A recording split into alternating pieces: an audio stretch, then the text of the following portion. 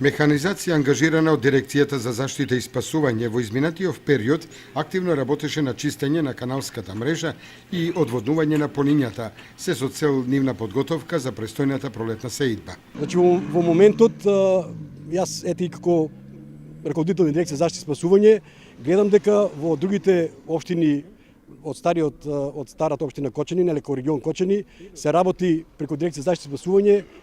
Гледам дека Зрновци е занемарливо. Сега не знам што е, дали директорот, пак ќе повторам, некој има камен фрлено према Зрновци или што е посреди.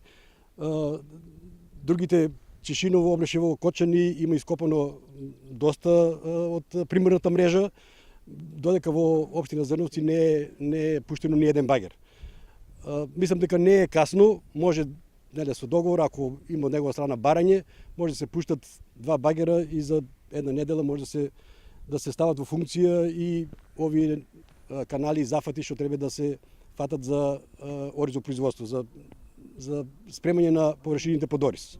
Николов, како председавач на Советот на општина Зрновци, на неколку пати го актуализирале проблемот со чистењето на каналите во Зрновско, Морошко и Видовишко, но како што вели, за сега резултатите се никакви. Ние како Зрновгани сме и работливи луѓе и знаеме да се бореме со земјата што се вика, меѓутоа хендикеп е нели повеќе години назад што каналот благодарение на водостопанство Кочани начело со директор Неле Величев, некако нас не запоставува луѓе што се зафатија да одгледуваат поголеми површини на земјиште, еднаш ќе го наводнат или од природни дождови, ќе се наводне површината, меѓутоа после нема доток на вода по канало и се разочарува, така еден по еден се откажува и од самото земјоделие. Земјоделците од овој крај остануваат на барањата за чистење на каналската мрежа и активирање на левиот магистрален канал со цел навремена сеидба на оризов.